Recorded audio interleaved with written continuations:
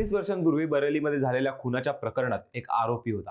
पोलिसांना हात दाखवून तो पळून गेला आणि इतकी वर्ष कुणाला सापडला नाही. अटक टाळण्यासाठी त्याने नाव बदलला, धर्मही बदलला आणि पूर्ण आयुष्य नव्या ओळखीने जगत राहिला. पण शेवटी 36 वर्षांनी पोलिसांनी त्याला पकडलं.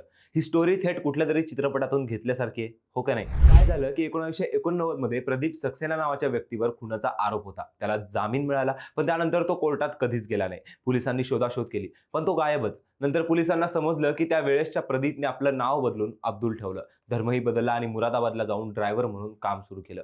या नव्या ओळखीने तो 36 वर्षे पोलिसांना गुंगारा देत राहिला. मग पोलिसांच्या हाती कसा लागला, तर हायकोर्टने जुनं प्रकरण पुन्हा उघडलं आणि 16 ऑक्टोबर 2025 ला आदेश दिला की 4 आठवड्यांच्या आत आरोपीला पकडून कोर्टात हजर करा. आणि अखेर पोलिसांच्या टीम लगेच कामाला लागल्या आणि त्यांनी प्रदीपच्या मूळ गावात तपास सुरू केला. तिथल्या लोकांनी सांगितलं की तो 35 ते 30 वर्षांपूर्वीच गाव सोडून गेला.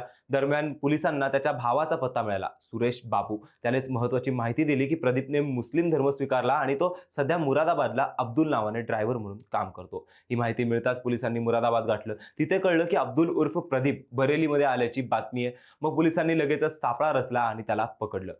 36 वर्षांपूर्वीच्या खुनाच्या प्रकरणात फरार आरोपी अखेर अटकेत आला. इतकी वर्ष नाव धर्म बदलून पळत राहिला तरी शेवटी कायद्यापासून सुटू शकला नाही.